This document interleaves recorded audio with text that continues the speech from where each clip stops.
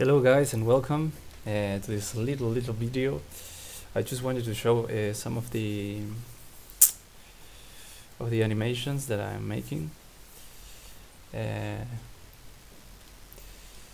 been working on basically the walk cycle and the run cycles of animation. And to be honest, it's quite hard.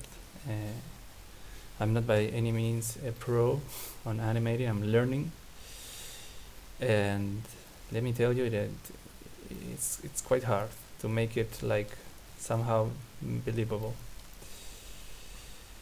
So let me show you. Of course, we're going to see the guy from the side. That's what's most important. And there we go. That's the run animation. Let's change the shading option. It looks simple and flat, but there's a lot going on. There's a lot of movement in the pelvis, very subtle movement in the. There is a change of weight. The weight is changing from one leg to the other leg. There's small rotations and whatever. There's a lot of things going on in that run cycle. Of course, I use the original walk run cycle, and which is very. I don't think a ninja would run like this if he's stealing a map or entering into a ancient temple to steal an amulet. I don't think he will run like this. It's a flat run. He's running like, okay, I'm going to for jogging. I don't know. It's like I'm doing exercise. Yeah, I don't think it's a proper run for ninja. But that's what the game is all about. I'm trying to make it look like the original game, so there we go. That's the run animation.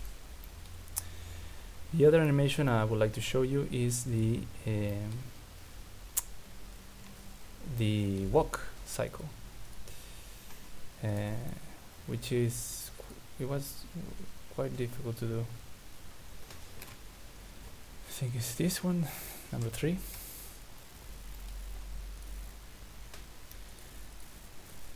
And here, there you go.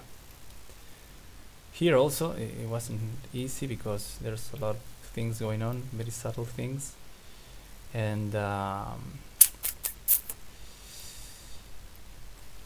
yeah, it was hard to do. Basically because the legs are doing different things. One leg is doing one thing, the other leg is doing another thing. And normally in a walk animation, you will do like one leg, and then copy mirror the other leg opposite. So you just work on one leg, and then you copy the data. Here, because the legs are doing different things, I couldn't do that trick. So let me show you how he's walking.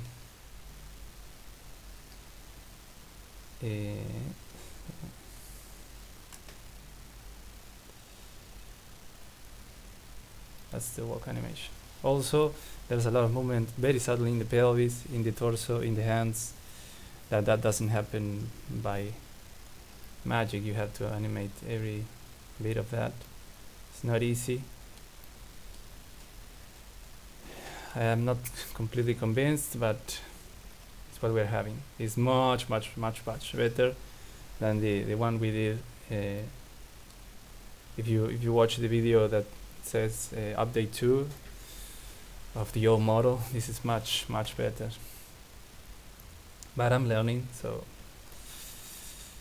let me show you something more detail of the technical process.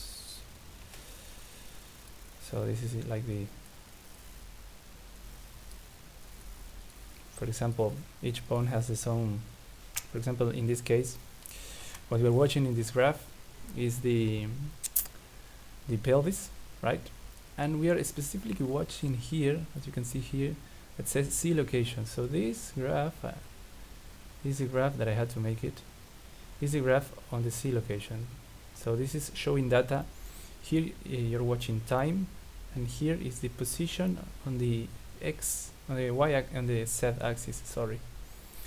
So as you can see, the pelvis goes down here to this value, then goes up and down, and is because the curve is like smooth. That you got that as a result, like a smooth transition there. But also, if you watch there is rotation data. It's hard to watch here. Very subtle, because when he stomps floor, pelvis rotates a little bit because the weight is pushing the bone of the leg is pushing the pelvis up into one side, and that means the pelvis rotates a little bit. And whatever, a lot of small details that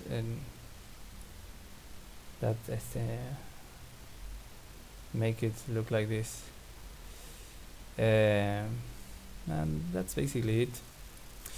The first level of the game is complete in level design wise, but I think the next video I will do is it will be to show the whole level in Unreal Engine, so you guys can have an idea. And now we're basically, my brother is working on the programming. He's making he's working on the collision system, combo system, and yeah, once I finish the basic animation of Sub-Zero, I will send them to him, sorry, and we will put that all into Unreal, compile, and then we will make a full gameplay of the whole first level. But well, that's basically it. That's what I wanted to show you. Thanks a lot for watching. Bye.